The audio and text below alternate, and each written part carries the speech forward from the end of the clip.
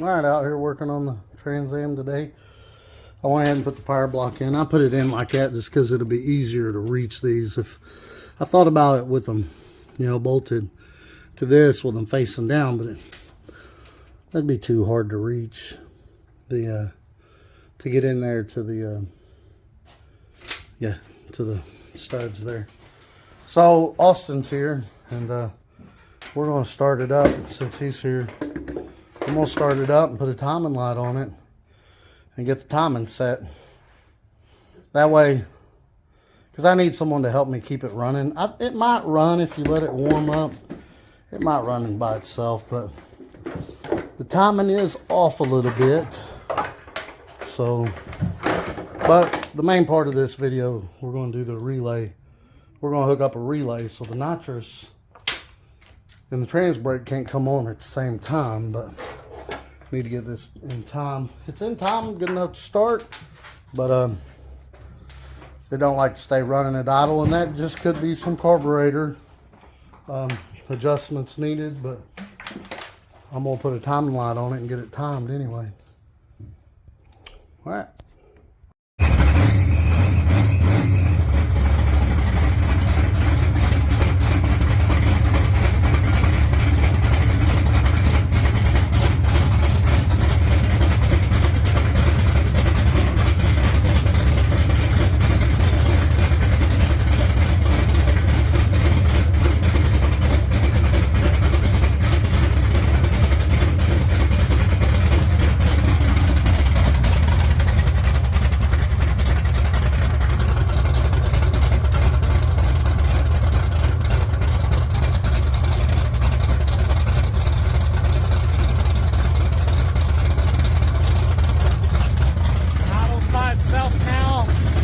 At like 10 degrees. I got it at like 35 right now. I had to turn the idle screw up some.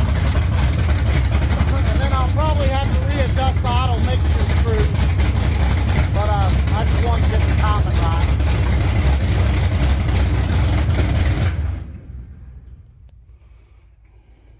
I don't know what you do without me, Marsh. Yeah. I had to get him. Yeah, so that's why it wouldn't idle. It was at like 10 degrees. I got it at like 34 and a half, 35 right now. That's close enough. And it should start right up now. Bump it one time.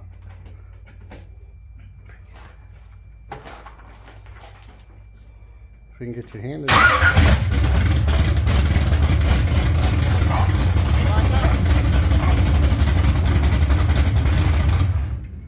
But what I'll do is I'll come up here and I'll open these idle mixture screws up like an eighth of a turn at a time till it reaches its highest idle.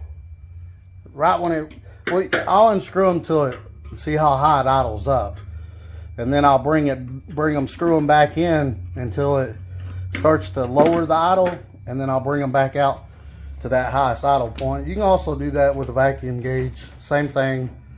Highest point the vacuum gauge reads, bring them in till the vacuum gauge starts to drop, and then bring it back out to where it's back at its highest point, and then I'll reset the idle. And then this car before, I don't know why, but once it got warmed up, the idle would go up about 200-300 RPM. So there was an intake gasket leak. Maybe that was the issue, but maybe when it just got warmed up, it started leaking more air, but hopefully that's fixed. And I'll definitely warm it up later to check the transmission fluid, but Austin just came over to help me start it so I could get a timing light on it. That way he could keep it running while I was looking at it. But yeah, it was at about 10 degrees. And it's at about 34, 35 right now. So I'll go ahead and tighten the distributor back down right there and finish up the wire block. Now I got to run the nitrous solenoids to it. I got to run the fuel pump. That timing light goes Austin's like, it was driving me insane. He had to come over here and hook it. Yeah, it does make a But nitrous solenoids to here, fuel pump to here, and the purge to here. and then we can work on wiring in the trans brake. What do you think about it, Austin? I think she's ready. I think she's ready. Well, not yet, but gonna be. Just about. Hopefully later today we'll get a video up with it up on the trans brake. Oh, also on this timing thing, if you turn it counterclockwise, it adds timing. So I had to turn it counterclockwise to add timing. Counterclockwise to add timing. Clockwise to take timing out. So turn it this way to take timing out. This way to put timing in. And we're able to set this one at 34 with it idling because it's the distributor's locked out. And the reason we do that on these cars is because the Advance, which on this one it's adjustable, so I could have easily adjusted it with this one, but like for instance when we had an HEI, the HEI would add like, I don't know, 26 degrees or something like that, which means we would have had to put idle around 10 degrees. And see, this thing don't, with the bigger cam cars, they won't idle with that much time. And now if you got a stock cam, that'd be perfect. Idle around 8 to 12 degrees when you go full open throttle, when you go wide open throttle, and the mechanical advance spins out and adds that 26 degrees. It puts you about right where you need to be. But big cam cars, they don't like that. They don't like to idle with that much timing, that low of a timing. So we just lock it out on this one.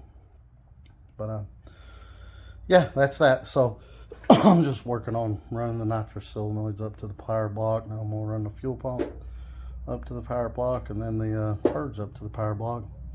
Then we'll mess with the trans brake. I got the power block ran in. This is the main battery wire. This is something that the car needs inside. This is something that the car needs inside. This is the nitrous solenoids, and this is the fuel pump for the standalone. The fuel pump's activated through a switch through the ground, and then the Nitrous Mini grounds out the solenoids to turn it on. Now there's 2 trigger wires that come out of here, and I got them both hooked up, but they run up, over, and then through the micro switch, the wide open throttle micro switch, fuel pressure safety switch, and then we had it grounded right there. But now we'll do it a little bit different. And the Nitrous Mini, you can set this trigger wire as a throttle position sensor voltage. You can set it as a 12 volt to come on. You can set it as a ground to come on. So when all that completes the circuit, wide open throttle hits it, the fuel pressure says it's good, completes the circuit, then it'll either send a ground to turn the nitrous on, or a 12 volt source if you got it set that way, or a throttle position sensor source where it turns on when it sees a certain percentage of throttle position. But we're going to run it to a 12 volt source this time. I'll just have to go on the Nitrous Mini and change the stages to come on with the trigger wire with a 12 volt source. And the reason I'm going to do that is because I want the hot wire to go through the relay for the trans brake. And the reason for that is because if I have the ground running through here, then I would have to hardwire the hot wire. And the reason I don't want to do that is because if the ground wire gets burnt on something and grounds out, then the trans brake's going to come on when you don't want it to. And we don't want that to happen. So the way this works, current normally flows from 30 to 87A. So we're going to have power going to this one, and then this one's going to be for the nitrous. And then when you ground this and put 12 volts to this, then current stops going through here, and it starts going from the top to bottom. It goes through here. So that's where we're going to put the trans brake. So this is just going to run to ground. This is just going to run the power. This is going to go to the nitrous, and this is going to go to the trans brake. Now, if we don't put 12 volts here, then current goes through here and the nitrous can be used. But what we're going to do is we're going to find a 12 volt inside the car. We're going to run it to the button. It won't go through the button until you push the button. You push the button, then it's going to come out to here. And I'm also going to have it go to the ignition box for the two-step.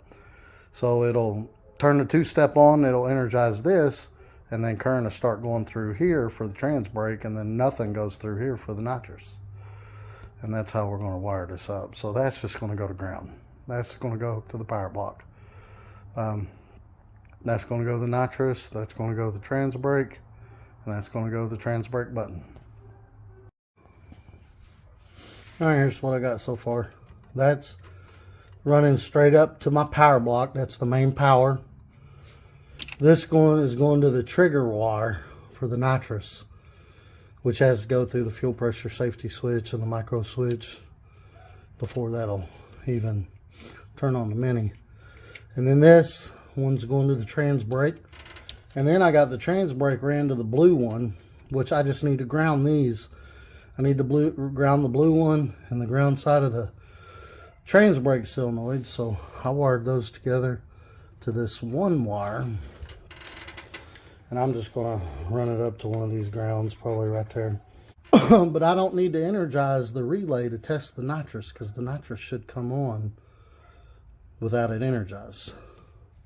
So I'm going to do some settings in the nitrous mini and make sure that the nitrous is going to come on like it should. I already tested the purge solenoid. It comes on. I tested, which the fans, we didn't even mess with that, but I made sure that that came on. Purge comes on. Now we're going to test the nitrous solenoids. Then we'll finish wiring up the relay, and then we'll test the trans brake. Alright, I unhooked the fuel pump. That way when I turned the nitrous on, the fuel pump just wasn't running. So I bypassed the fuel pressure safety switch, and I went into the nitrous mini on stage 1 and stage 2 and turned it to 12 volts instead of to ground for that trigger wire. And it works. So that part works. It's a good deal. Now we can go ahead and hook the fuel pump back up, turn the nitrous off, or turn the nitrous off, hook the fuel pump back up, and then we can run our 12 volt wire. We need to run a wire back in the dash. So we'll go ahead and do that. Oh, also, when Austin was here, he helped me tighten the alternator up. I don't know if we got it. We got it pretty tight. That might be too tight. We'll see. This car likes to fling belts.